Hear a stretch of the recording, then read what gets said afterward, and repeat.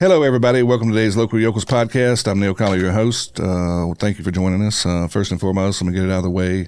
RoofWorks Roofing Company, our primary sponsor for the show, is telling everybody for the holidays especially, $500 rebate to you personally or your favorite charity if they roof your home. Also a $50 discount for any roof repairs. So give them a holler, 662-303-0345.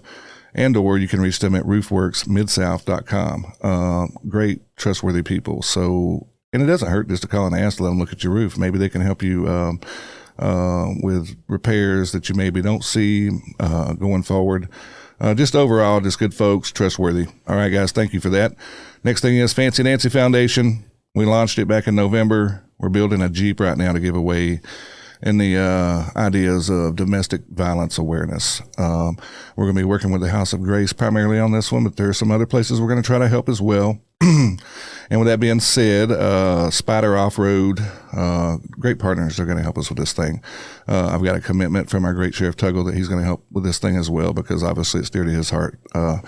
Stopping domestic violence. That's in everybody's ideas. I mean, it's a horrible issue. Mm-hmm. And with that being said, today I have probably the most known domestic violence advocate in the whole region, Sarita Drake with the House of Grace.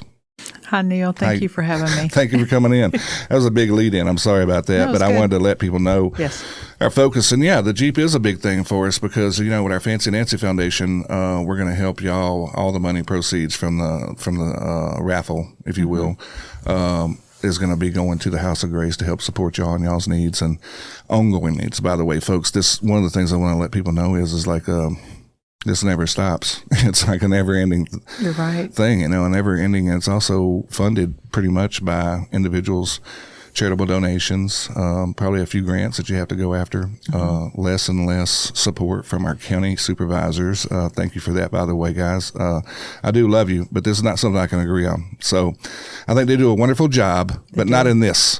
Yeah, I'm a little ticked about it. So I'm going to probably try to help you with that going forward a little bit. So beyond that, but they're great guys. I don't want to get mad at them. That's not it, but I just don't understand the reasoning. You know, I didn't buy the answer I got when I asked questions, so I didn't like it at all. So, but going forward, Sarita, how do we tell people about the House of Grace? I know we can't tell us. By the way, folks, the shelter is anonymous for those that don't know. They do have an office in Southaven, but the shelter itself is anonymous. And so we want to talk to people a little bit about your program and what you're here for today.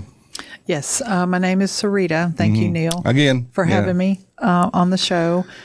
We have a motto that is, if you see something, say something. Yes. I think a lot of people are maybe intimidated to say something, but that's the way to help someone because sometimes they're too scared to say something.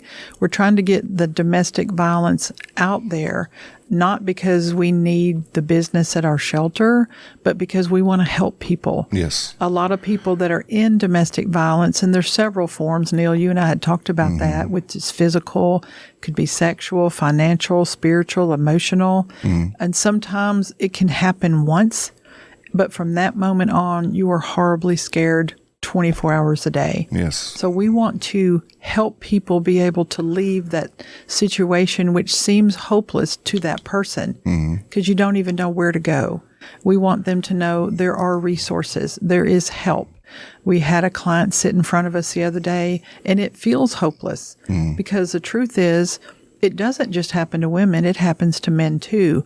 But the person who's causing the harm is stronger than you physically, emotionally, verbally, and it intimidates you. I've told my story several times. It's not about me, but the person I was before the relationship I was in was not the person who left. I was weaker. I was scared. I didn't want to speak up. And I talk to Neil all the time and say, God brought me to this place for a purpose. But it's interesting that I have a voice now that the voice was taken away from me just from intimidation, really. Tell people how long you was in this, by the way, the abuse. I mean, I don't think people realize sometimes the length of the abuse. And some people put up with it for a day or two, Some people weeks, months, couple years, but tell people about yours. I was in my relationship and the abuse for 30 years. Wow, man. And, usually there's something that triggers like, I got to go. Well, I felt that for 30 years. Right. It started out in the dating cycle. There was violence. I was scared. And I guess I had been groomed for that in my childhood. My earliest memories, 3 years old, domestic violence between my mom and dad. Seeing my dad led down the stairs in our house in handcuffs. Didn't really understand it, but saw the effects. And then it transpired it went to my mom, because she did get a divorce. And back in the 60s, I was born in 62. People just didn't do that. They didn't divorce. Yeah. So how she had the courage to do that, I don't know. But it still perpetuated. The generational cycle was already laid down. So we grew up in that. But you become accustomed to it, and it becomes your normal. And yes, I think that one of the things that you and I have talked about at length at times is how it's generational. Yes. Yeah, and both sides, by the way, you can become abused based on what you've seen to be allowed. Like, this is what I'm supposed to deal with because my mom did it. And, right. Or you become the abuser from the standpoint of, this is what happened in my house. This is how my dad handled my mom, or my mom handled my dad. It's not okay, folks. Like, you got to break the cycle somehow, So, tell people, one of the things that that was really good you said about see something, say something, right? Tell people, what you mean by that, because there's different ways of saying things. Like, you obviously don't want to get into a complete altercation in a Walmart parking lot because you see a guy, whooping on his wife, or his wife whipping on him, whatever the case may be. Right. So call the police immediately.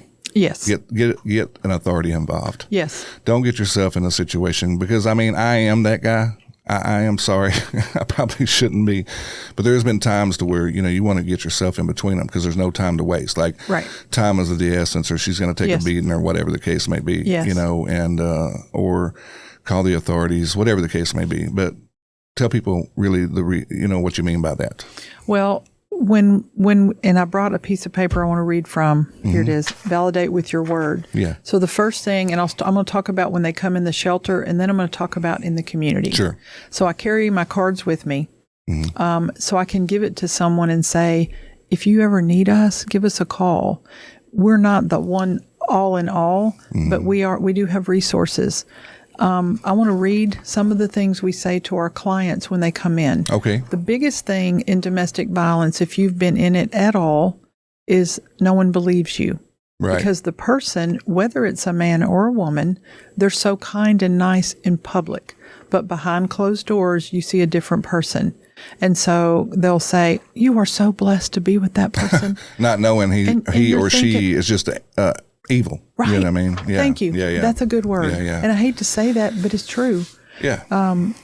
So we validate the clients that come in. We want them to know that we believe and support them.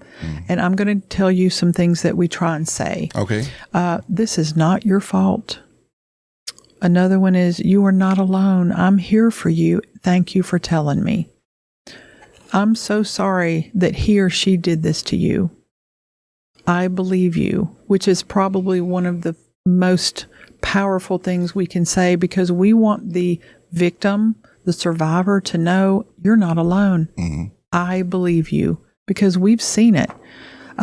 Nothing you did contributed to this. Abuse is a choice that your partner made, because we blame ourselves. I could have been a better person, a better wife, a better husband, and we blame ourselves. And the guilt that we feel was put on us by the person who hurt us.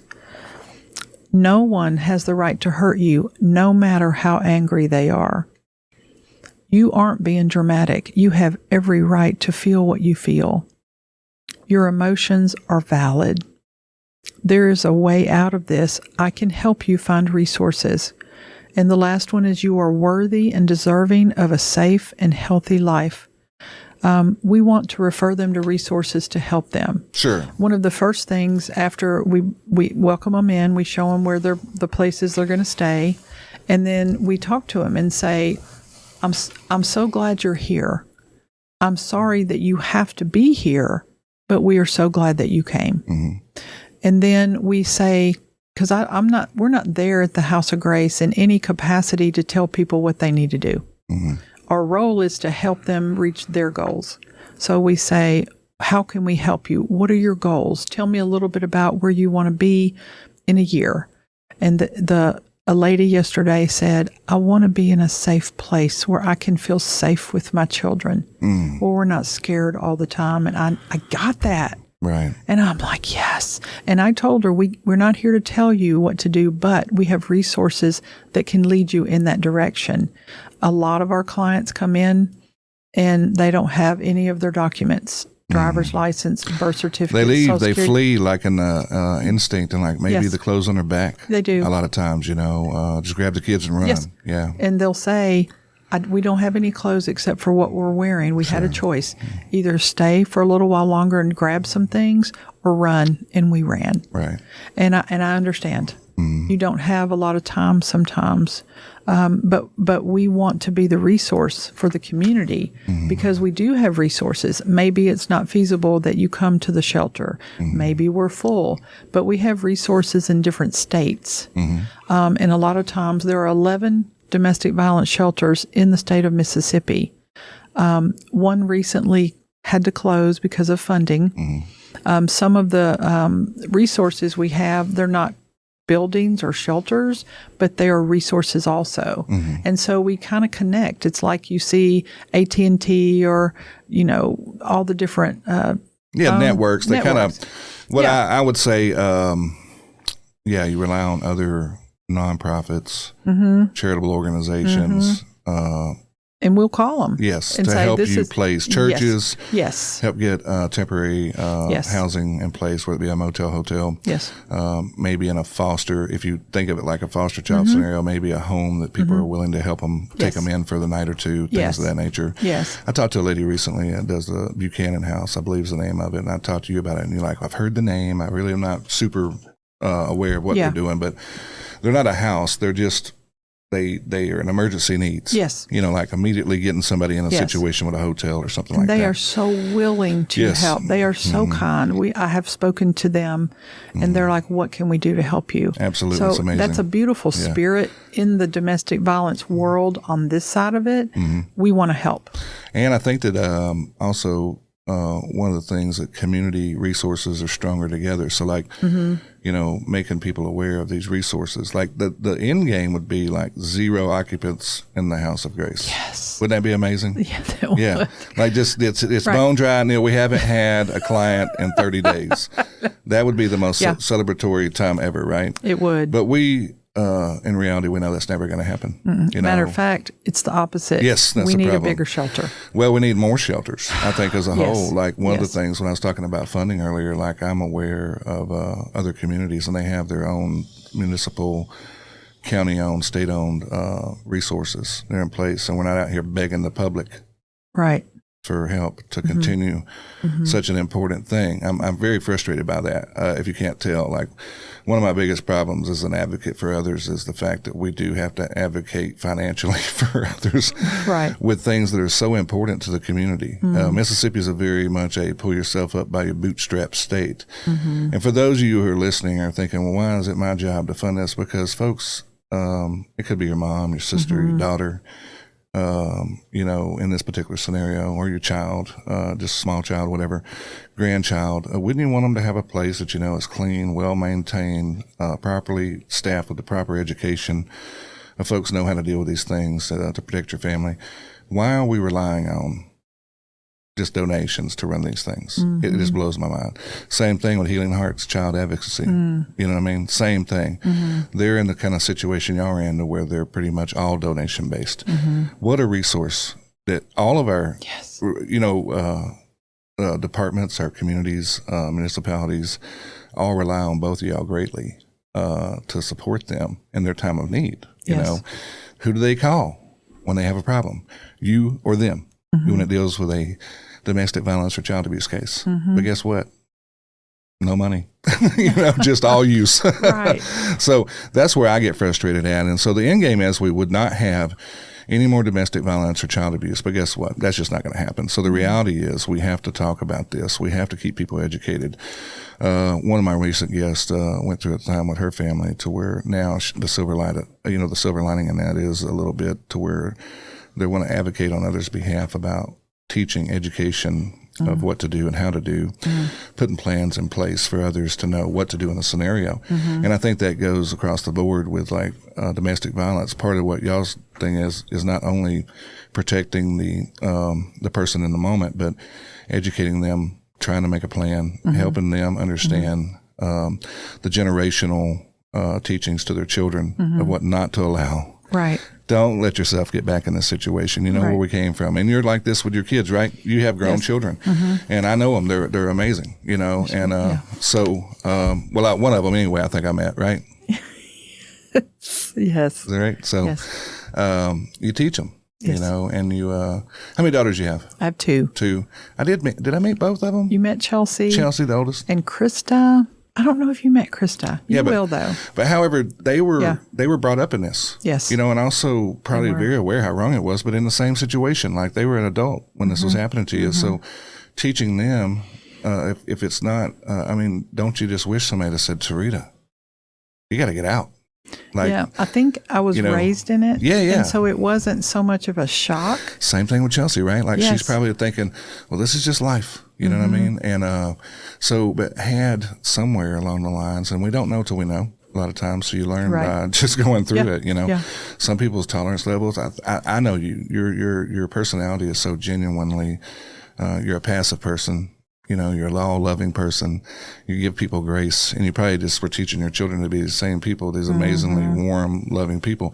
However, it allows people to sometimes think they can run over you. And I think in this case, that's what happened to y'all a little bit, possibly with your domestic issue. Yes. He didn't have any kind of a pushback. Right. You know, like nobody was saying, hey, wait a minute, you know, like that's not right. Don't talk to her like that. Don't treat her like that. You know, we need those people in our lives, whether it be a strong sister, come over, crack him in the head. You know what I mean? Whatever. Not reverse domestic violence, folks, by the way. But yeah, somebody strong to stand up for you, you know, and they probably wouldn't even aware totally. Family always don't know. Right. You know? You know, it's interesting. I was raised, I think, a lot of women are raised, be nice, be kind, don't hurt people's feelings, even if the other person has hurt you. Yeah. At the end of it all, I mean, one incident when my oldest daughter was less than 2 years old, incident happened. I did call the police. They did come get him. And that's how messed up I had to be because I felt bad for him. Right. So then you forgive him and you're like, here I've got him. I'm putting him in a bad spot. You know, like he could lose his job, whatever. You know, he's going to be mad at me. I think that's the emotions people go through, you know, like on the victim side. And you think, well, you don't want to blow my whole family up. It's just this one time. And it didn't, you know, I'm going to heal from this or whatever may be the case, physically, emotionally, whatever. But you really don't. And once I think that it happens, Melissa talked about this at the bar. By the way, hello, Melissa. We're talking about you, but how you know, allowed to get away with something. We're creatures of habit, right? Yes. So if there's not consequences for your actions, then it becomes a repetitive habit, so to speak. Yes. And I believe truly they love their spouse. I do believe that. I do too. A lot of times, or their partner. But in this case, you know, they're allowed to get away, you know, and they get frustrated and they punch and hit or verbally just berate a person, you know, or whatever the case may be. And then the children start being hypersensitive to it. Oh, my gosh. You know, so their abuse becomes part of the system, you know, and are part of it, the whole thing. Like, even though they're not physically hit, a lot of times they could be, though. We don't know, you know, what's going on with that until you all get a hold of them and find out what the details are. But overall, even if they're not, it's just the mother or the father that's taking this constant berating. And you become, like you just said, you're on a high alert all the time. You don't miss anything. You don't need to have your head on a swivel at 5. You know what I mean? Like Like, you need to be able to enjoy life and not worry about, and you need to be felt safe and loved, and whether it be your mama and daddy. I mean, these are things. But guess what, folks? The reality of it is people are not perfect. Mental health is a real issue. It is. And a lot of times these abusers have extreme mental health issues, yes. Whether it be the female or the male. It's true. And so that's another thing we're lacking in the communities is those resources for that as well. Yes. You know, so we get so much in the money game. I think every day making money, people forget about the toll it takes on us emotionally. Yes. You know, like you can take the best person in the world and they have a lapse in judgment, you know. Right. And something can happen. And this is not what we're exactly talking about. I mean, it is serious. Like, don't put your hands on somebody, but, you know, spouse, especially a loved one. But what I'm saying, that's not it is what we're talking about, but not exactly. This ongoing abuse of constant, right. you know, and the threat of physical, mental, as you mentioned before, financial, spiritual. Spiritual's a big one. I met someone where I watched them actually on Facebook for a while. Man, they went through some serious spiritual abuse, not only from their spouse, but from their church. Yes. Yeah, it's amazing, man, some of the stories that you hear. You don't even think these things are possible. You don't. Yeah. And you hear stories and you're like, and it messes with your mind. Oh, yeah. When someone in a church is angry, I hate to say a liar, but one person in front of the people in church, congregation, one person behind, but then they use scripture to try and make that okay. Yeah. And it messes with people because they're thinking, and for a while, I had to really deal with that and wrestle with that. Yeah, because you're a very, very spiritual person. Well, I love Jesus. Yeah, absolutely. And just genuinely, he's what keeps me going. Absolutely. But I remember thinking, that person is a high member of this church, yet they're doing this. And the Lord gave me scripture because I love the word, because it's my truth. I grew up in such confusion and anger. I didn't know what truth was. Right. So that's where I find my truth. That's why it's so important to me. But I remember I had read some scripture, and there were Sadducees and Pharisees in the Bible, and they were the highest level of religious leaders. Those were the ones that hated Jesus, lied about him, tortured him, pushed him. And I thought, that makes sense. Just because you're in church does not mean you have the heart for Christ. Right. You're not seeking truth. And I went, okay, it's in the Bible. That's because the Bible is true. Yep. So what you're saying is correct. It messes with your head. Yeah. And I realized also an abuser can go to church, stand in the foyer, meet all his buddies, make lunch dates, let's go do this, but never sets foot in church. So we have the perception of, you know, if you're in McDonald's, that doesn't make you a hamburger. No. If you're a car, it doesn't. If you're in a car mechanic, if your car's in there, it doesn't make you the car. Right. But what it is, when you see someone in church being friendly, you think everything's right with his world. Sure, he's associated with goodness. Yeah. Yeah, and so that means he's good, and it's not true. Yeah, him or the leaders of the church, by the way, that allow that. Like, it's part of their responsibility, I think, sometimes to, and I think a lot of times, especially in today's society and some of the things we had on lately, leadership in church can be guilty of not doing the right thing a lot of times in the right places. And people that's listening probably know what I'm talking about. Like, we've had that issue recently. Maybe not to make them bad people, but like they have a job and a responsibility to protect, you know, and recognize that's part of your leadership role, and not allow people to use the word or the church in a way of manipulation or I think mental abuse when it comes to the spiritual part of it. Like, this is wrong. You know what I mean? You're in the church's eyes, you know, the congregation, the leadership, you know, says man, that kind of stuff is just cuts as deep as your husband doing what he's doing to your wife or whoever. It's the same thing. Then you got to deal with this on another level. You know what I mean? So it's not just them, it's others, you know. And then when they don't support you and don't believe you, that's the other part that you were talking about earlier. That you say that. I went to a church for 16 years. Yeah. And there were people in that church that when I would bring something, they were immediately, nope, doing this, we're doing this. Yeah. So there are very good leaders. Sure. But you also have to be aware of your own truth. Yeah. And I'm healthier now, not just because I got smarter. Yeah. Because a lot of it's emotional and it messes with your mind from your past. But I have seen churches, and it makes me like thank goodness. Yes. When they see something, they immediately stop it. You're gone. You're doing this. We're putting this in place. And that makes me... Again, goes back to what I was talking about earlier, like putting a plan in place, how to handle these things. Yes. Whether it be domestic, sexual, policy, procedures, all that stuff. Yeah. Yes. It doesn't matter where you're at. Schools, or churches, schools, whatever, place of work, those things. And you got to immediately take action without harming the victim. Right. That's the biggest problem. Yes. Let's support the victims in the case, not the accusers. Yes. And even if it's a false accusation, let's say, because that does happen. You've seen this, right? Like it does happen. But you got to take action in the moment to protect potential victims. Yes. Whether it be the children or whoever the person is, spouses. Sure. You have to take it serious enough, whether it be at the church level or the school level or even an HR issue in a company, or something. You have to take quick, swift action, and usually getting the authorities involved is the most important thing. And yes, it's going to disrupt some people's lives for a minute, but we always got to err on the side of the child for sure that's involved, because I agree. The mom or dad or the victim, whatever, physically it's dangerous, but emotionally you're scarring this child for potentially their whole lives. Yes. And so you got to take action immediately. And so, call the right authorities. Like I always just say, call your local police department, law enforcement, and they will know what to do from there. They'll send out somebody to either intervene to keep it from continuing. Right. Or they'll get the right people involved. And I know everybody hates the idea of like somebody disrupting their family life, but man, if it's to the point of where like you're afraid for your personal well-being and your children's, you've got to get somebody involved. Don't be afraid they will deal with that person. Mississippi, by the way, I will say does an amazing job. Our district attorney's office, the sheriffs, everybody, our municipal leaders, they're big advocates on domestic violence punishment, like heavier punishments for that. I know you can agree with that part.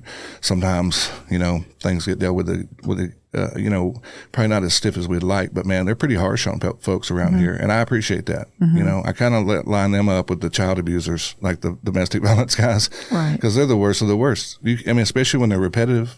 Every woman they've ever been with took a beating. You know what I mean? So, and it is most of the time, I think you would agree, it is a male on female altercation. Right.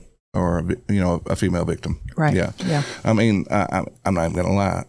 I think we talked about this on my first show. Like, I was the recipient more of the physical stuff. In my first go around in life called a marriage. Did it hurt? Yeah. But was I like scarred for life? No. But I was also a person that realized pretty quickly that I need to get out of this. Like, this is never going to get better. Right.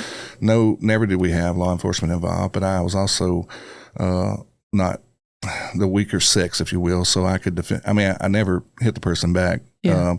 And I'm glad I didn't. Yeah. Because two wrongs don't make a right. Right. But also, if you're a man and you got a woman that goes off on you, I will say this: defend yourself. I'm not telling you to hit them. I'm just saying defend yourself. Yeah. Don't let them just wallop on you. I say run. Run. That's the best thing. Just get away. Because it don't make you weak.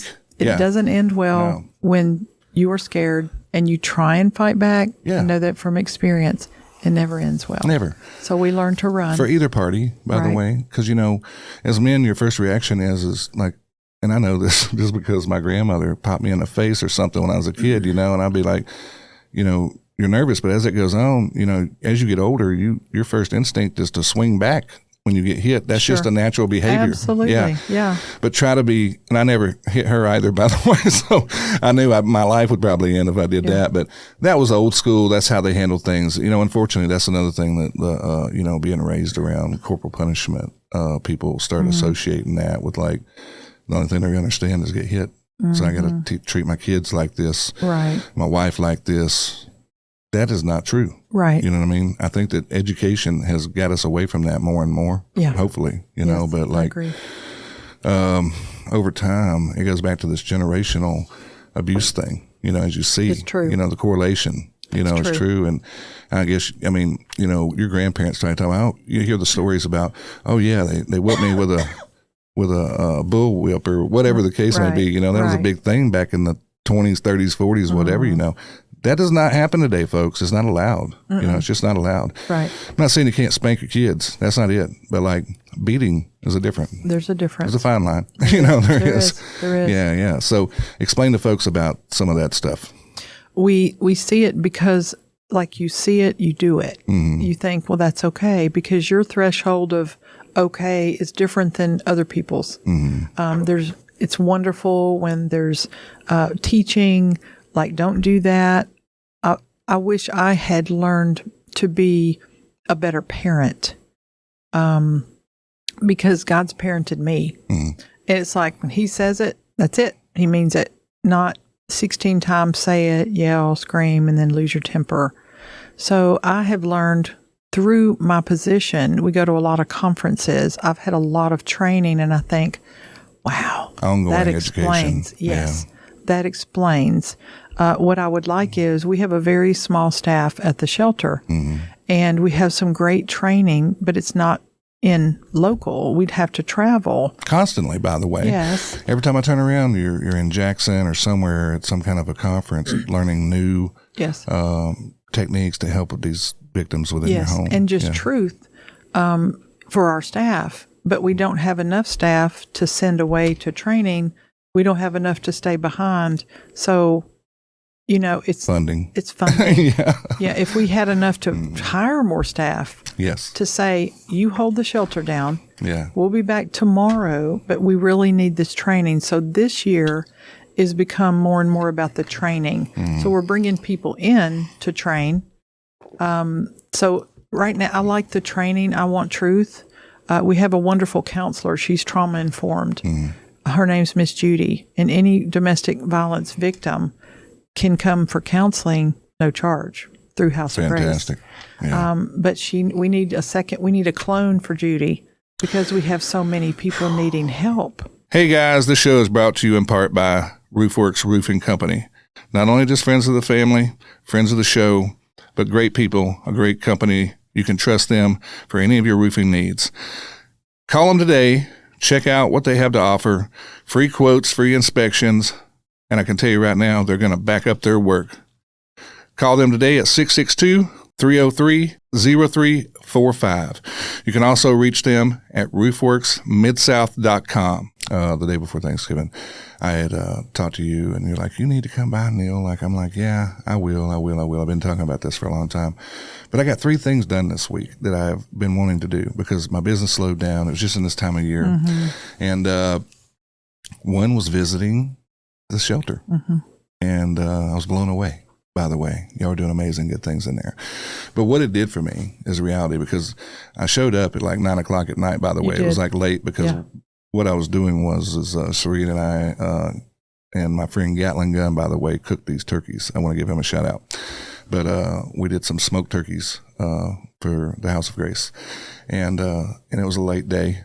And I was like, it's going to take a while to cook these, but we want to get them to you pretty fresh for tomorrow. So anyway, I come in late, and I was like, I got them. I'm on my way. And you're like, okay. So I get there. You're like, well, come on in. I'm like, are you sure? Because like in my mind, I'm thinking like the last thing they just see is a man. Like I'm worried that I'm going to, create some kind of, because I know that most of your staff is female in there, in part by reason, it's like by design. And I go in, and immediately, I'm worried about like, who do I talk to? What do I do? Because it's just so unique. But it gave me eyes on your needs, right? So I get to looking around, and I'm like, man, like I can see like how this is like a daily rotating. I know that there was staff there late at night. They're always there, right? So you always have somebody. These women are not by themselves. No, never. They're bringing their children. By the way, you're even like, yes, this is where we keep the children. You're whispering because you're trying to keep it going. But amazing place and facility. And I mean, y'all do a lot with a little. I can tell you that. So,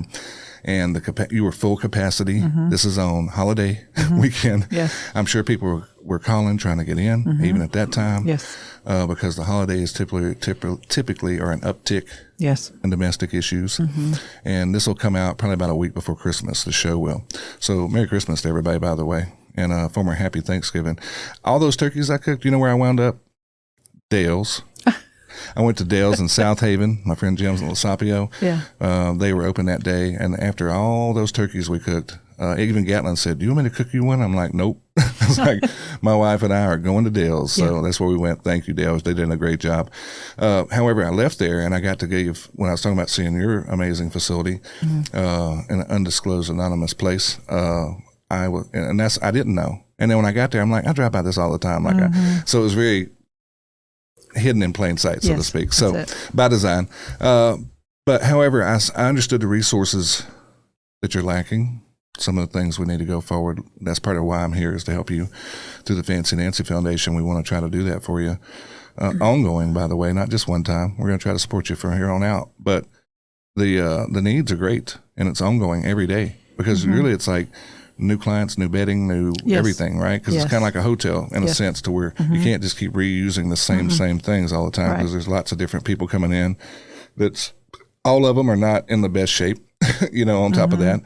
But I leave there just to say that, and, this, I looked at everybody in there as an emergency need situation. Absolutely. When I walked in the door, what I saw. Yes. Very gracious, very nice, some of them are like not engaging. They're not looking at me. I'm not trying to look at them. I'm kind of worried that I'm not in a good spot, but you carried me through, and I could see the calm in the house by design. Like everybody in there is just like very, very sweet, and thank yous and low talking. And your whole staff is that way, by the way. So great job on that. But I leave there and I go to Miss Ann. I take off some turkeys to her as well. So Ana's in place as well. She has a new home. It's bright and beautiful and all that stuff. All of her ladies were waiting on me again late at night. I got to visit their house for the first time. And then I went to the Dream Center yesterday, because it was Giving Tuesday or whatever it's called, for the National Donation Day or whatever. Amazing facility there. And I know y'all rely on them quite a bit as well. So those are 3 things I got to accomplish this week that I've been trying to do for a very long time. So shout out to Miss Jenna and Terry and all those guys over there at the Dream Center, the DeSoto County Dream Center. Support those guys if you can. Miss Ann Lunsford with the Precious and Pink House, and the House of Grace, of course. But those are 3 places I'm involved with, and I've never been. So I got to accomplish all that this week. Yeah. So I deal with the directors and all those folks, but I didn't get a chance to ever see it. So I got to see it in person. I think getting eyes on things helped me a lot, because seeing your situation with the home, that's what I was talking about. Like, it was dark at night. I think it was kind of raining. I don't know. But ultimately though, like, getting eyes on that, it was a really eye-opening experience for me, because people really don't understand it. You're right. From an outside looking in. Right. You gotta, I don't even know how to really explain it, to be honest with you. I'm lost for words, because the feeling, the emotions that's in there, and they're not all related either. You know what I mean? Like, you got probably 3 or 4 different women with multiple children coming in. None of them know each other, and they got to coexist in this home. It's true. And it's very difficult. I can only assume. So what is your challenges like that? And when you bring someone new in like that with their family, like, first and foremost, just like making them comfortable and feel safe. And I guess they're coming in with this heightened sense of, like all this crazy going on in their heads about, like, how do I survive? Right. So you guys got to get them in a calm state of mind, get the kids comfortable. Yes. So there's probably lots of games, interaction, things like 100 different things you're trying to do to help these folks. So talk about that a little bit. It is a challenge. The first thing that we say to them is welcome. Yeah. And we want you to feel comfortable. We're going to give you a tour, show you where your room is. And just kind of go over some basic things. If the kitchen is open, if you're hungry, we do have policies and procedures just to keep things orderly. Sure. But we try and help them. And this is part of trauma-informed care. When you're traumatized, you're not thinking the same way you would in a normal, safe position. No. So we're trying to help them feel welcome, feel safe. We have routines. This is when the alarm is set. This is when it's off. If you need something, this is your aide for this shift or resident assistant. Sure. Go to them. So we kind of give them the outlay of the shelter. I do case management with Regina, who's my shelter manager. So it's always 2. Shout out to Regina. Yeah. Hey, Regina. Regina. And she's very good at what she does. She's been with us over 2 years. I've been the director for 4.5 years. And so we try and give them routine. We start with resources. There's paperwork to do. So what are your goals? One of our first questions. And we tell them, we're so glad you're here. We're so sorry that you've been put in a position that you have to be here, but we're thankful that you are. Yes. And we're going to help you. We're not here to tell you what to do. We're here to ask you what you need. And so we've learned that early on with trauma-informed care. They don't need someone running their life. They need someone to. They already had somebody trying to do that. They already had that. Yeah. And that, and they come into it like they need to be like I noticed when I got in there, it was, again, late at night. And I'm sure, by the way, there's no timing on this, guys. There's not like a receiving at 8 a.m. and we shut down at 5. This place is a 24-hour-a-day receivership, so to speak. Like you can check in anytime, you know. And so y'all are on call 24/7. Yes. I know that you have to live by your phone, because I do. your, I guess your house managers or whatever, I don't know what you call them, but they have to reach out to you at all kinds of times, and so bringing them into the house and not disrupting the rest of the home at the same time, is probably a chore in itself, because you don't know what you're receiving sometimes. Right. So it's very busy, lots to do on day shift. We have 2 Regina, and we are hiring now for a day shift resident assistant. Oh, by the way, I did see y'all advertise for that. So in the case that by the time the show doesn't air, how does people reach out for that job? Just well, it's on our website. Okay. They can email me. We put it on Facebook. Yeah. And we try and do the social media. So there are very specific things we need. And this position would be Sunday, Monday, Tuesday, Wednesday, Thursday. And it's 8 a.m. to 4 p.m. Pretty good hours. Yeah. Very specific. And tell people where to go for that website. Yes, it's houseofgracedv.org. Gotcha. Phone number? You can call the shelter, 662-342-1432. Yes. Gotcha. I'm not going to read that number. I think you wrote down your cell phone number there. I did. Yeah, I need to scratch that out because Derek will absolutely post that in the show notes, and then you'll be getting calls from, not that they don't. Right. But there's a hotline, folks. Yes, there's a hotline, and they can give you all the information. The right people that need to have Sarita's cell phone has it. So, And in the event she becomes to know you, I'm sure she'll give it to you. Oh, yeah. Yeah. Oh, yeah. Yeah. So we are very, like the client that came in needed a driver's license. Regina, we put them in the shelter van. She drives them there. Right. So y'all create a lot of opportunities to facilitate needs during their business, getting their life back in place. Yes. Like it could be short-term stay to where they stayed a couple of nights, and then it could be a little bit long-term stay to where you got to help them get all their documents back in place, like you talked about, the driver's license, social security number, so they can kind of possibly go get a job or whatever in housing. Also, doctor's appointments for them. We go to court with them. All that stuff, right? So mental health stuff. I know even Melissa said when she went into the House of Grace originally, like she studied for her bar exam, they got her stuff for all their material and stuff, and she was still trying to she had children, and so I mean it's wild, but that was back when before your time, of course, and but this it's more than just taking you in and protecting you. Right. It's trying to rebuild your life, helping you get back on your feet, helping your children stabilize, knowing that they're in a warm, welcoming, loving place. One of the things that I did this year when we did our fundraiser was I for Feed My Lambs, I asked them to try to help y'all a little bit. And at first, everyone without question was like, absolutely. Right. And I thought, well, I wonder why we never thought about this before. Because there's children, you don't associate children with the house. Yes. But those are usually half the occupants of the home. It's true. So I was like, can we give them this little bag? That has been special. Wonderful. Yeah. Yes. Like and without a doubt, Miss Sandy, Billy, all of them, Luana, all of them are like 100%. How do we get it to them? That type thing.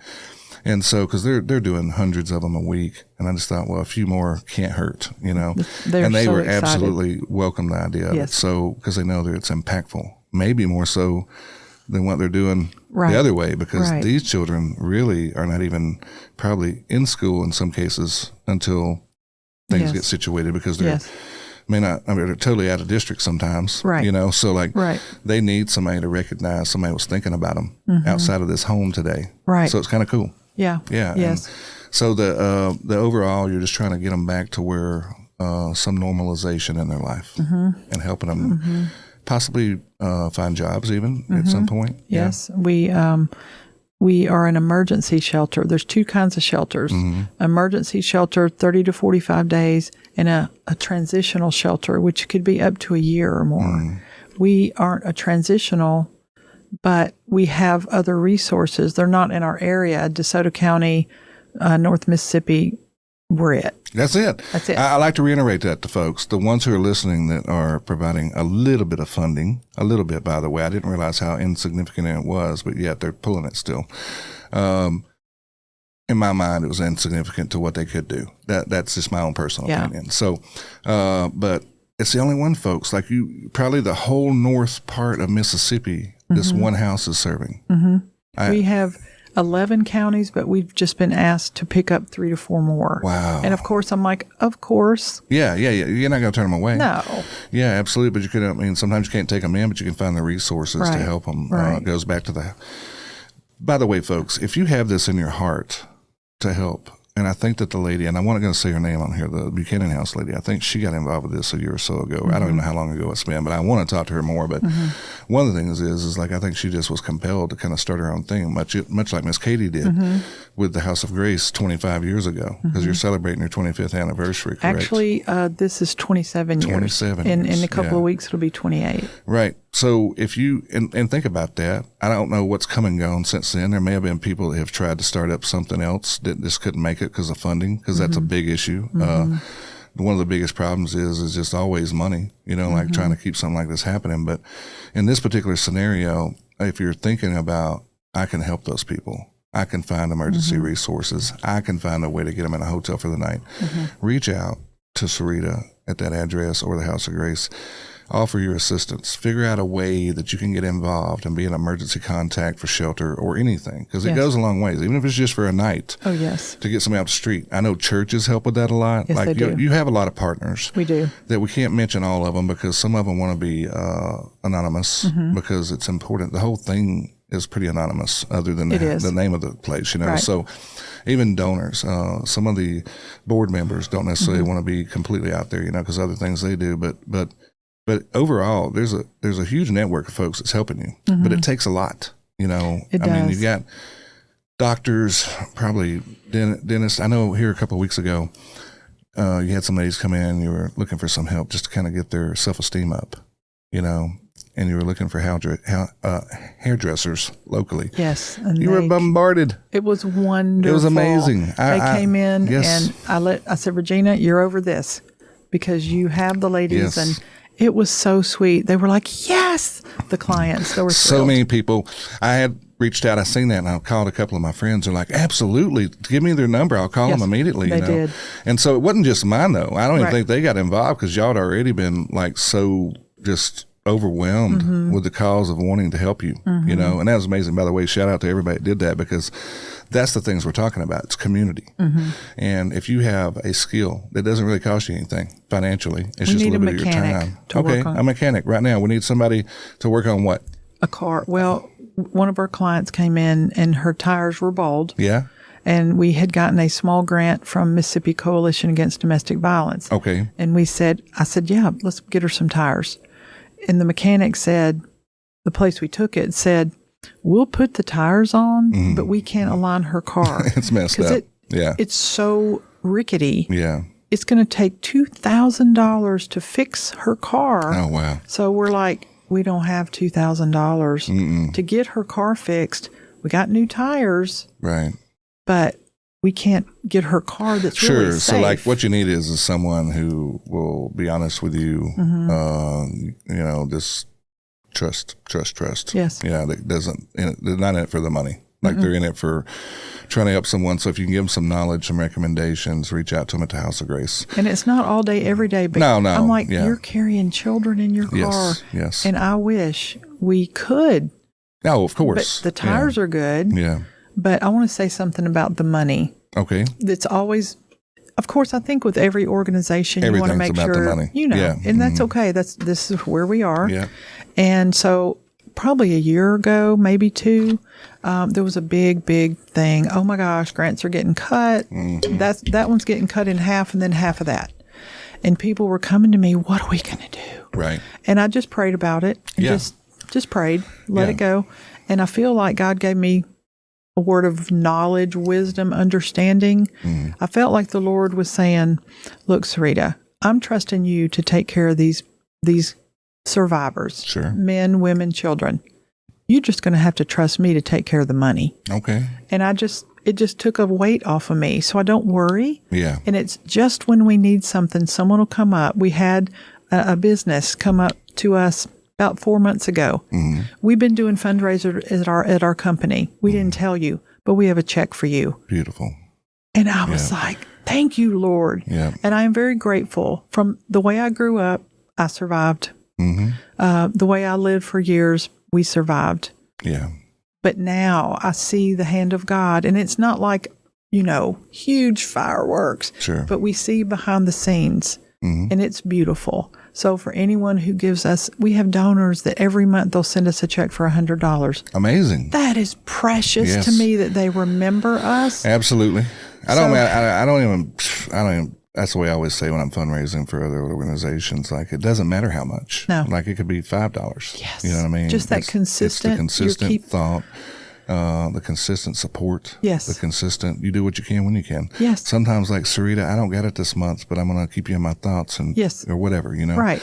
That's important. Spreading the word is really important. Just like letting people know about House of Grace and what they do for the community. And it's this just huge resource that we cannot lose. That's what I keep thinking. You're right. Like, the people don't realize, like, funding is so important because there's no big bank account with millions of dollars sitting there trying to fund this thing for the next 10 years or whatever the case may be. It's literally a month-to-month I was going to say it is month to month. This month we get to pay, but it is month to month. You're right. That's what I want to reiterate. Like, part of my show is, educating people on what you do, but like also reiterating the need, if you need this is, and we need this, folks. I do agree. Yeah. Like, if it disappears, before it happened, I don't know, before Miss Katie started it, she obviously seen a need, Her story, and I won't make it real long. Yeah. Because I've gotten to know Miss Katie very well. We still talk. Yeah, she handpicked you for the place to take her spot. So you have to know her pretty well. Yeah. She said she was going about her life. She was married and several children. And she said, God spoke to me and said, this insistent thought, I need you to open a domestic violence shelter. And she said, I don't know anybody in domestic violence. I'm not in it. Right. What do I do? He said, that's what I said. So she called every leader in the city, in DeSoto County, judges, lawyers, prosecutors, police officers, police chiefs. She said, I just said, this day, come and we're going to have a meeting. They all showed up. She said they all showed up. Yes. And it started like that. She said it started. Gave me chills just now thinking about that, how community, you know what I mean? It goes back to our leadership. They still are that way. Unfortunately, they don't write the checks. They can advocate for you. And that's what they did here with her. Yes. Yeah. And so it started very, very meager hotel rooms. Yes. She told me who her first client was, and I'm like, oh my gosh, all those years ago. So, wow. Yeah. And so, she's another person, legacy. She is. What I mean? It's she started something that we cannot lose. And you're right. Yeah, it's this thing is so essential. Like I asked Sheriff Tuggle one time on a show when I had him on. I asked him about that. I said, you have a lot of people you arrest for domestic violence? He goes, unfortunately, yes. And I said, well, do you ever think about the victims? He goes, well, I do, but, I guess I don't think about what happens to them a little bit, because that's, our eyes are on more of apprehending the accuser or the abusers. And I said, well, there's another side to this thing. And he was aware of the name. Again, probably not aware of where it's at or any of that stuff, but man, just an advocate, huge for it, he's like, yes, I want to know more. I want to be more involved, and I think everybody does that knows about it, and you're talking about 3 or 4 sheriffs ago, maybe, 3 for sure, that was probably supporting this thing, and there's so many, the county's grown so much, the tri-state area has grown that y'all serve, and I don't even really include Memphis too much because y'all do focus more on North Mississippi as a whole. But if you think about it, from Marshall County to Tunica to Tate to Panola, whatever you're serving, all of them are rapidly growing, we still have just one domestic violence house that I'm aware of. The other ones are emergency shelters, of course, and I know there's some long-term facilities. I know that the Warrior Center for Women does some domestic violence and their long-term type stuff to help get those folks back on their feet. They do it a little bit different. I don't think it's emergency, and I'm pretty sure they don't take children. They don't. Right. So I know that. Yeah. So it's pretty much the ladies that are trying to get back. They do an amazing job too in their own way. So it's just a different way. Miss Ann does some domestic violence people as well, but it's also long term, in a different way than you do. All of it works, but as far as the emergency, the police call you. Yeah, that's what happens. So we depend on them. All of our Leos depend on your house, when they have a serious domestic issue. And again, folks, you got to get behind this. Like, please, I implore you. We're going to have this Jeep, all the money. It's not for anything other than just helping fund this house. By the way, if we raised, I don't even know, we have a goal, but even if we top that goal out, it's only to help. It's not even a full funding scenario because there's ongoing cost, and yes, you have partnerships with medical offices and probably pharmacies and things like that to help you a little bit with cost. I don't know that for sure, 100%. Maybe not. Okay, she's shaking her head no. Well, but we do have so many different companies that'll say, we want to stand by you. What do you need? Yes, I get that. So I know that, but like the need is bigger than what we can all do. That's the unfortunate part. Like it's somehow it keeps moving. Right.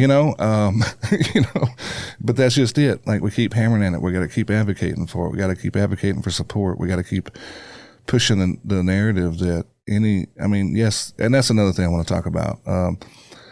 I say money all the time. It could be done in other ways. Like it could be done by dropping off supplies. Like, cause a lot of people are like, well, I got this extra I could drop. They just don't have the space. Right. That's the problem.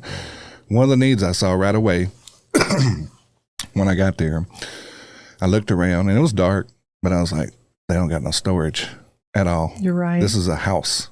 Like it was built for a single family home.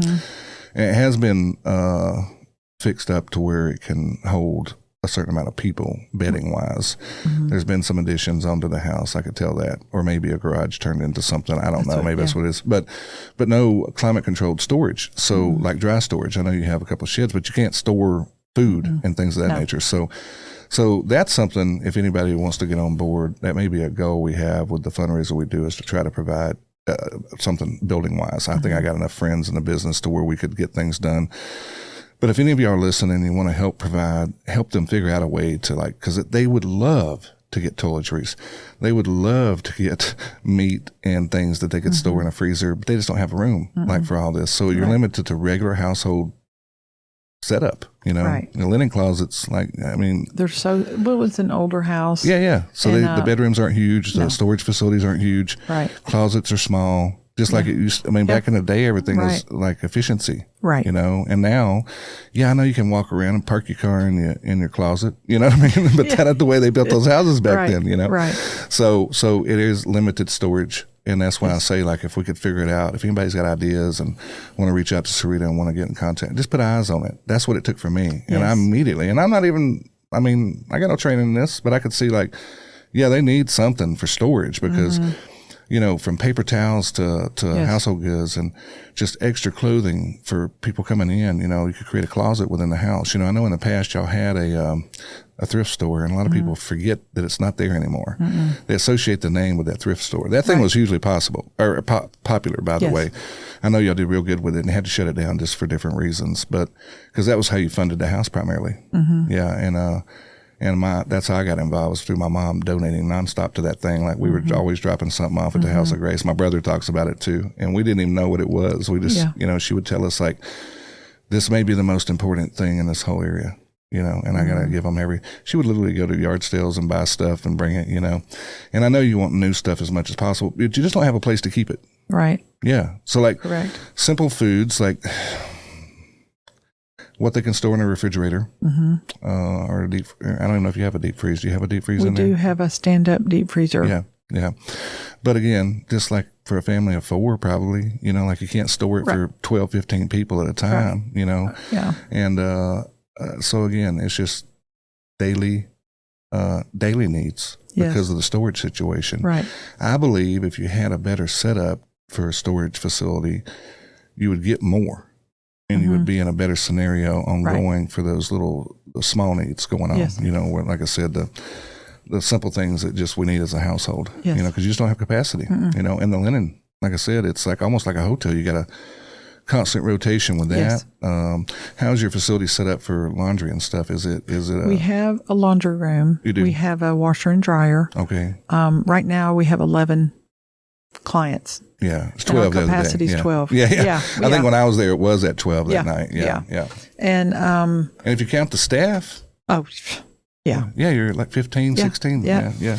And so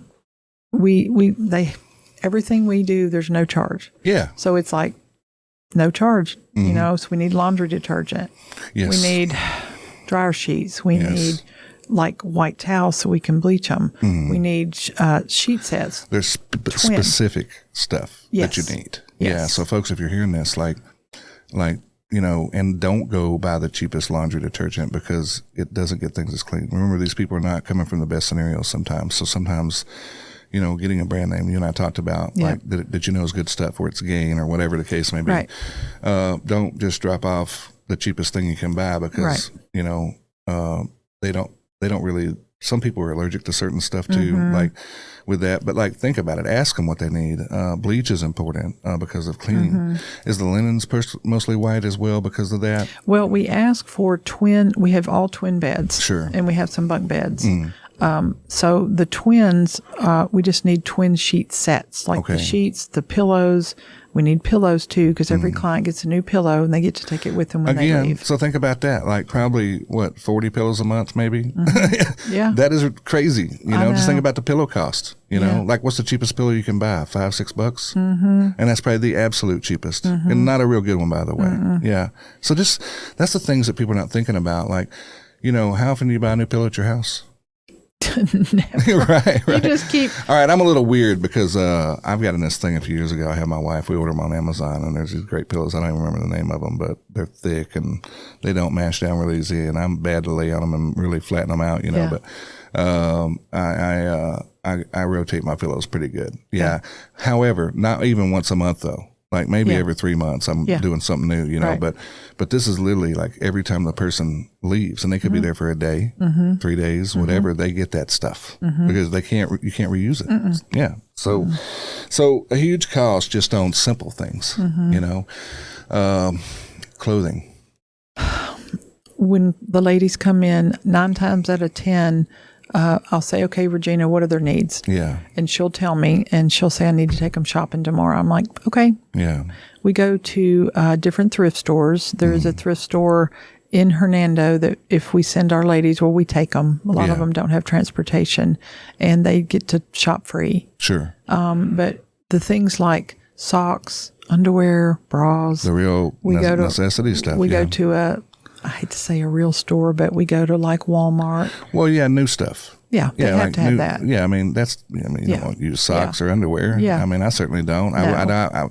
Not even shoes, really. I don't even want that too. New shoes are a big deal for people, especially with young children. And, you can just watch their face light up when they got a new set of shoes on, or a new pair of shoes. And women too, by the way. Yeah. Like, I know, like, probably my wife's biggest thing is like when she gets a new pair of specific type of shoes. it changes her whole world, and she ain't even going nowhere in them. She's just excited because she got them. Yeah. But so that is important for all people from all walks of life and cultures. It doesn't matter, where you're from. Like, these are impactful things that it's you don't know where they're coming from. And by the way, this is not a poor people thing. No. I like to reiterate that domestic violence does not discriminate. Color, wealth, it doesn't matter. It doesn't. It is a very, very, very undiscriminative it is absolutely across the board. Yes. Yeah. Yes. So we have clients and we try and help them get into housing. Yeah. We need more of that. And we try and help them like with the down payment or you're thinking about when they leave. So Right. like when they get to a point to where their abuser has been prosecuted or whatever the case may be, or dealt with, and they have a order of protection of something of that nature. It's time for them to leave the house and go on their own, try to find jobs, try to help find a house, try to help them with the first month's deposit.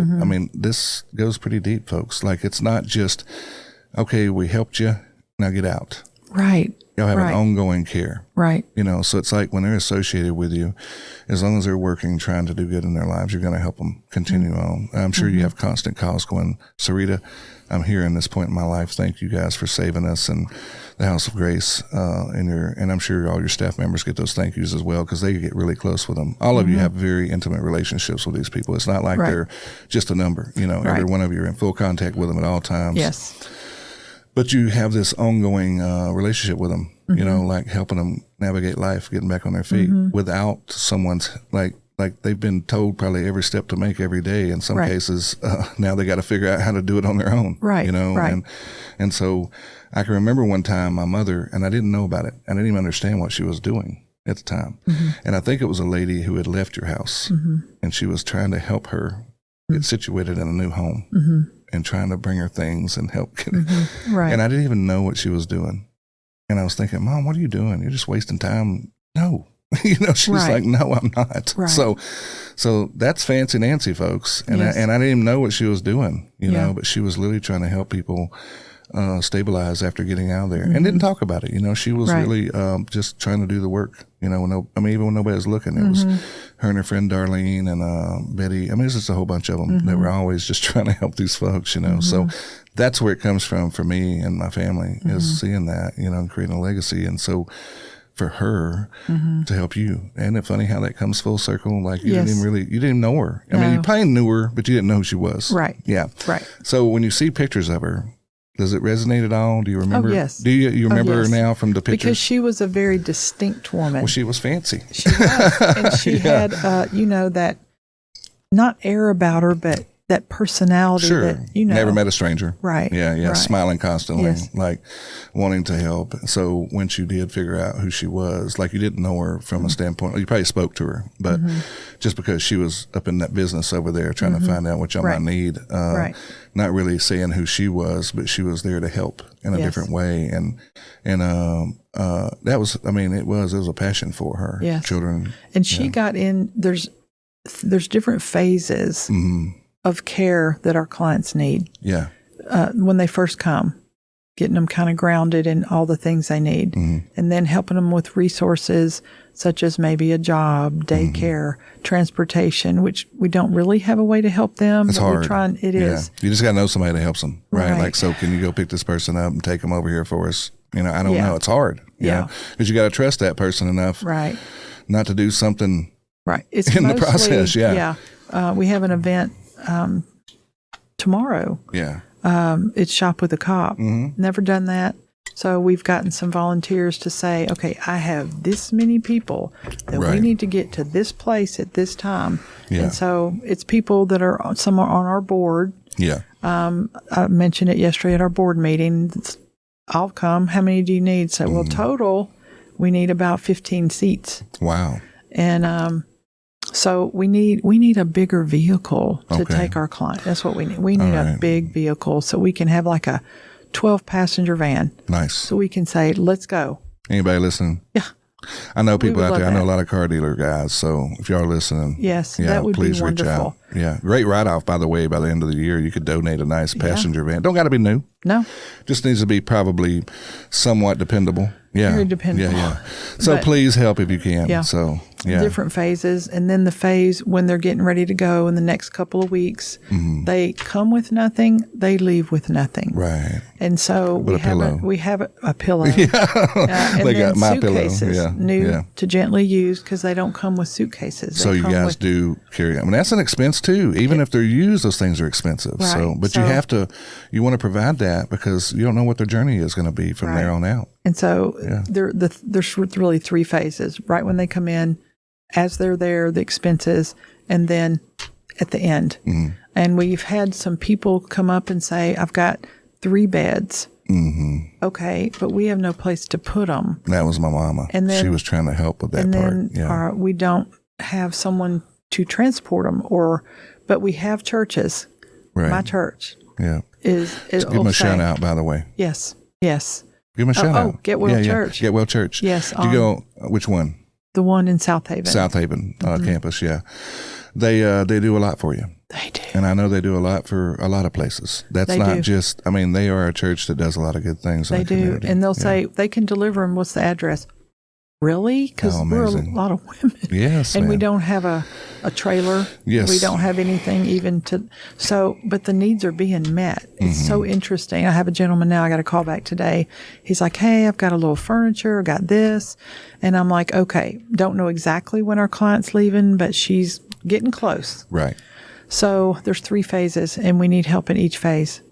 And I think that the ones who get involved, much like my mom did, started realizing that. Like she recognized those different phases because I kind of watched her from to graduate into each phase a little bit as she was going. Like she was really into like donating to the shelter through the where you do thrift store. That's where it started for her. And then it got to the end where she was at the end phase where she was trying to get them household supplies and setting them up. You know, like that was a lot of what she was doing. So you might not even see her, but like once she got a connection with them, and then she'd be, if it was especially someone she knew that she may have gotten in the program, like she knew that there was an abuse and she helped get them to y'all. Yes. She did that a couple of times for sure. I know that. I'm very aware of that in a couple of situations, and she was able to help navigate their journey a little bit, but with couches, bedding, whatever, you know. So I know that like you have people like that out there that want to help. Some of them, though, much like my mother, has no ability to haul anything. I know. She didn't have a truck or anything. Right. She had me, you know, or my brother or something that come into town, or somebody else in her life that she might know that might help transport something, you know. But overall, I think it's just a need for us to know that, like, if you're out there, you got a little downtime, you're still in good shape, you're retired, you need help, this would be a great time. We would love to have a list of that. Yeah, like, hey, Bob, I know not today, but can you haul a couch for us on Wednesday the 19th or whatever the case may be. Right. So that's the kind of volunteers you need. You need it from all aspects. So it's not just financial. Some of it's just being present, you know, but also, you know, you have to be, I guess, vetted a little bit before you can get involved. So you got to know who they're dealing with. So if you're a good person, you know, get involved. One last thing before I get out of here, because we are getting close on time, but one other thing is I was going to show this to people if you can get a still shot on it. But you can tell them what this means. So it's called ACEs. It's A for Adverse Childhood Experiences. And the ACEs happen in childhood. Yeah. There are certain things, traumatic things in childhood that will affect you into your adult years. Yeah. And I think it's so interesting. There's a 10-question survey. Did you experience any of these things during your childhood? Yeah, I checked a few of those boxes when I was looking at it. Yeah. Me too. Yeah, you said you checked 9 of the 10, right? Yes, it's not something. But I know, but still, though, it goes back to show, I think, that we're all human. Yes. And like I said, it doesn't have anything to do with race, money, or nothing. So talk about those, and you can tell folks what these are, and I bet they identify with a few. So I'm going to talk about 10 different things. I'm just going to name them. Okay. And just kind of keep up yourself with how many of you experienced any of these or almost all in your childhood. Physical abuse, was that in your household? Physical neglect, were your needs met? Did you have a household member who suffered from mental health issues? And they don't have to be diagnosed. Right, it could just be, anything. Yeah. Sexual abuse in your home. Was there a loss of a parent due to death, divorce, or abandonment? Did you experience emotional abuse, emotional neglect? Household member addicted to illegal drugs and or alcohol? Did you have a household member who was incarcerated, that was put in prison, arrested, put in jail? And did you witness domestic violence against your mother? And what this does, each thing that I mentioned, say you had 5, these experiences in childhood and their trauma, they've been linked to risky health behaviors, chronic health conditions, a low life potential. You just don't have what it takes to keep on moving up the ladder, and early death. And I was telling Neil, you don't choose these things in your childhood. They're just there, and they become your normal. So you may have never thought, you know, that may be why this or this happens. But it's not too late. Your brain is not just set. Yeah. You can heal. And I just learned that, and I was like, that gives me hope. Yes. You know? I think we're all frame of mind has a lot to do with a lot of things. And I think it's real easy to just say, look, put that behind you. That's not easy for everybody. No, it's not easy for anybody, to be honest. But like some people are just stronger than other folks, like they are. I don't know. And then some people push it back, block it out. Yeah. All that stuff. That's not healthy either, because it'll show back up on you in your 40s will. or something, and it's so, true. So, having a good, reliable person in your life that you can talk to is really good, even though if it's not a therapist per se. Right. I know you and Melissa rely on each other a lot. I know that for a fact, because you are best of friends, and you both have similar histories, right, with domestic abuse and stuff, and still going, and now you're advocates for survivors and things. However, not everybody has that. So having a good therapist in your life, or a good mental health practitioner, Hannah over at Happy Minds Psychiatry, she's really good. Check her out. She's in, I think she's in Byhalia. Yeah. Okay. She would love to help with that kind of stuff. Yeah. Those are childhood traumas, like carry on through the rest of your life. And we don't even know it sometimes. And like you said, these are behavioral issues. Right. If you witness any of this, you might be doing some of these nefarious things at the bottom. Right. You know what I mean? It does affect you, and it is who do we cling to? Yeah. And to me, it's A or B. Yeah. Am I clinging to self? I'm smart enough. I can do this. Or who do you cling to? Right. And like I said, I did not have a strong belief system. It was just everywhere. Yeah. And I remember thinking, not everybody in my childhood was mean, not everybody, but I remember thinking, I am doing everything I can to be good, to follow the rules, and yet I'm still getting yelled at, hollered at, whatever. And whatever. You go back to that, though. I didn't understand. It's hard, man. But I've read something this morning. Okay. And it's in the Bible. Okay. And it was talking about Paul. He was an apostle. Okay. And Paul said, I've been whipped, I've been opposed, I've been beaten, I've been screamed at, pushed down. But he said, in that environment, he said, God says, my grace is sufficient for you. Wow. My power is made perfect in weakness. So I went, okay, we've all been opposed. We've all been pushed down. We've all been persecuted. Yeah. But I went, okay, I'm going to be okay, because my weakness it's okay. God's strong for me. Yeah. And I went, okay, if Paul can do it, I can do it. Because we're all in situations we don't choose to be in. We're all opposed. And you're like, I'm doing the best I can. What the world? Every one of us. Everybody. But I got peace from that. And I thought, because see, I didn't learn that growing up. Yeah, yeah. By the way, I don't know if I did either. I'll be honest with you. Like, I think we're all just unique in our own circumstances. I need truth. Yeah, and so you're finding it. Yeah. I'm finding it. And so it's in teaching, it's in the Lord, it's in my word, and I have to have it every day, Neil, because I can't be strong enough. And think about that. Like, tell people about the age you were when you finally got out of your situation, because I know you look 39 right now. You're so kind. Tell 10 people. 10 years ago, I'm 63. Right, so you were in your 50s before you finally made your escape with adult children. Yes. So, folks, this is not just a young couples thing. It's not. It can be lifelong. To me, you spent the majority of your life in a horrible, horrible scenario. And I know you have guilt for your children and stuff. I know you do. We talked about that before. But it's made them stronger to see their mother become strong. And and then, of course, they again learn by your example. And I know they're strong Christian faith people as well. But however, that strength to get up and stand up, and they're probably a little cautious about who they allow in their lives because of what they went through. Sure. Because that's ongoing trauma, Right. People go, well, she got daddy issues. Yeah, that one does. Yeah, for sure. Yeah. I'm not saying you, Chelsea, by the way. Yeah. I'm just saying in general, that's where that comes from, is because of that type of behavior that's put on a child, when they don't get enough love and they do have the neglect or the abuse in their lives, or they watch someone beat on their mama and nobody was there to save them. Those are all the things we're talking about. So again, folks, just study up, be domestic aware, domestic violence.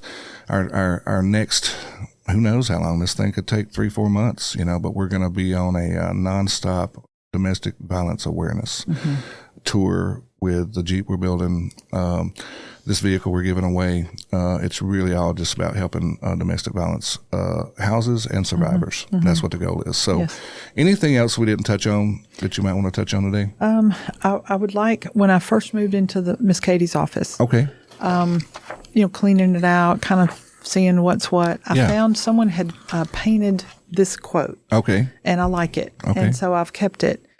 And it's by Anne Lamott. It says, "I do not at all understand the mystery of grace, only that it meets us where we are, but does not leave us where it found us. I think for the rest of my life, I will feel like I don't deserve what I'm got. Wow. I've got a community around us. Yeah. The kindness that people show us, it blows my mind. People do they'll walk up, we've got donations for you. Here's some laundry detergent. Yeah, or whatever here's it may be. Whatever it is. Sororities will call us. A fraternity came. Wow. Precious men. Yeah. We did a drive and we have this. And I'm like, it blows me away. And I think when you grow up in neglect, and we had nothing. We were abject poverty. We didn't have enough food. By the grace of God, we had a home to live in. Wow. But every bit of kindness that people show the house of grace, and I'm there to see it, it blows my mind. So I don't understand grace. I know that God gave me grace through his son, Jesus, and I'm so grateful. But I think it makes me more grateful to the community, to you. You've had us on our podcast, your podcast. Well, I mean, look, I'm just a platform to help shine y'all a little bit. But it's kindness and grace. So I just want to say, I feel unworthy, but I'm grateful. Yeah. I don't beat myself down. Well, I think the things about us at this point, Sarita, I always try to say it's not about me. And it's not about you, right? It's about what we can do for others. That's right. Kind of how I look at it. So, I don't have a real I come from that, but I always say I don't have a faith-based life. And I guess I kind of do because I deal with a lot of faith-based organizations, and I'm doing a lot of stuff with them. But overall, that word grace is important. I didn't realize that up to a couple of years ago. And because I wasn't tied into the church or whatever it might be, but it is an amazing thing. Yes. To give it to someone, or have them give it to you. Yes. That's a thing, and like when you say the house of grace, I don't think people really understand the meaning of that. I didn't. Right. But that's what it's saying. Yeah. It's like, let's give these folks some grace. Yes. You know what I mean? Let's give them some dignity. Let's give them some, that's good. All that stuff, That's good. I think that one of my things in life is everybody deserves to have their dignity. That's good. Regardless of where they come from, what they've done. Yes. I don't care what they've done.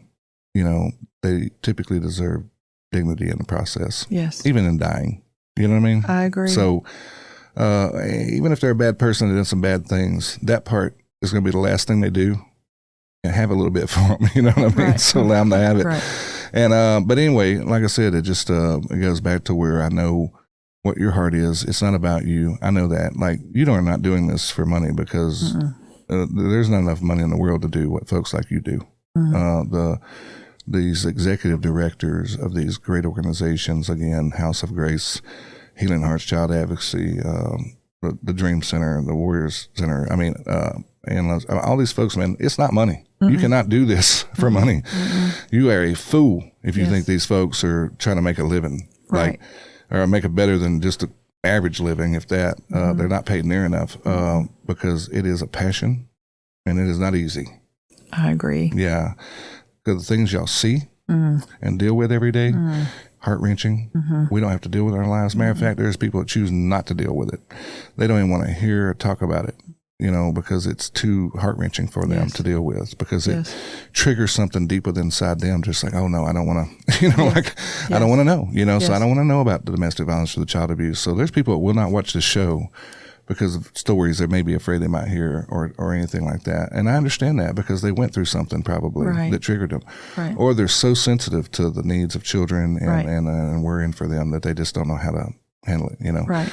Well, you can from a distance. Sometimes you can be a part of supporting it through financial, spreading the word, encouraging others to be a part of it, making people aware that this opportunity is here for them if they need it. Organization, getting behind law enforcement, supporting the people that support domestic violence. Yes. Putting them away. stiffer laws, stiffer penalties, holding people accountable. If you put your hands on someone, it's not okay. It just isn't, regardless if you're a man, woman, whatever. Right. It's true. Just don't do it. So, final message. What are you going to tell them? I want to tell them that even in the darkest situation, there's hope. Yeah. There's someone that will walk with you. You don't have to be maybe next to them. We talk on the phone. We have encouragement. We have resources. And I was in that situation. I used to literally dream about how I could get out, but I didn't. I just felt like it was too big because years pile upon years. And those layers feel like one of those weighted blankets. Sure. And you're tired. Yeah. And you don't feel like there's a way out. But because God, and there's a way for you out. If you're out there and you feel like there's no way, just call us. Come in and talk to Miss Judy. Yeah. She has weekend night appointments. There's no charge. We want to help. Right. The hotline. It's there for everybody. That's so do you want to tell people, like, real quickly, the hotline? Yes. It's 662-342-1432. 662-342-1432. Fantastic. And just tell them, and then they'll do a crisis sheet, and You can be anonymous. Like, Yes. you don't have to tell them what's going on. Just get some information. Yes. Even if it's just support in that moment, you need somebody to talk to that's not Yes. going to judge you, that doesn't know the situation, all that stuff. You can email them at the House of Yes. Grace website and all that stuff. So, And go to our website. Yeah. We have fundraisers. We've had a media market manager. We've never had that. So I noticed things are on an uptick over there with Yes. that. Yeah. Who is that? Her name is Ariana Brown. Okay. And she has been with us about 3 months. Nice. And so she's keeping a calendar up on our website. Yeah. Our next fundraiser is going to be Tinseltown. I'll just put a flag out for this. Yeah. It's going to be at the Northwest Community College Ranger Center this Sunday between 1 and 4. Well, this show will be over by then. Oh, dang it. Yeah, that's okay. But you can still, like, the things that are coming up, Yeah. like this show will release, I don't know, probably the week of Christmas, probably somewhere in there. So, with that being said, like, there's ongoing events. So just go into the page and look for them. One of the ways I think what you're trying to do is, like, you need to let me know so I can repost it and Yes. kind of make sure everybody knows that follows the show that maybe not know about y'all I try to do that for all the people that come on the show. If we kind of like push each other, we're stronger as a community. It's true. And we combine our resources to help each other kind of promote one another, more awareness is kind of how I see it. So, yeah, I think that I'm glad you got a media manager. And I look forward to seeing. I have noticed there's an uptick in y'all's posts. Well, you just don't have time. No. That's one of the things, I think I was talking about with you about Terry over at the DeSoto Dream Center. She goes, I was talking to her about what we're doing here, and she should do that. I'm like, I don't think she has time for that. Like, I said, I know what y'all are doing here is amazing. That's a whole nother level of commitment they got over there. I mean, they're literally dealing, like, in the moment with victims. I said, it's a little different. I said, what she needs is a fundraiser, like a coordinator, Yes. But you can't afford one. So you need one that's kind of like volunteer. Yes. Hello, Yes. I'm here. Yes. Yeah, we're trying to help you. Yes. So we're going to try to do it free of charge. Yes. Sir. So, and I know that all these people that support you, they're going to be involved long term, and thank y'all, everyone that has already done for the House of Grace and the people that want to help and get involved. Call me. I'd love to help you through the Fancy Nancy. Everything I do is going to be through the Fancy Nancy Foundation. So it's not. It's a 501c3 as well. So are you guys. So it's all the money go to the right places. There's really no waste involved. It has to be transparent when you're in that situation, so you can see the details of where follow the money trail. Right. So it makes everybody legitimate. But again, guys, get out and support them. House of Grace. Southaven, Mississippi is where they're located, but they serve 11 counties in North Mississippi, which is unbelievable. That you're only one. It really is. I go back to that. So. Thank you for support, guys. Remember always to like, follow, and share. Go to the House of Grace page, follow, and like their page. Follow what they're doing. And, of course, as always, we love likes and follows, share, interact, ask questions, whatever you want to do with any of these pages. So thank you again to everybody for watching. We'll see you next time. Bye.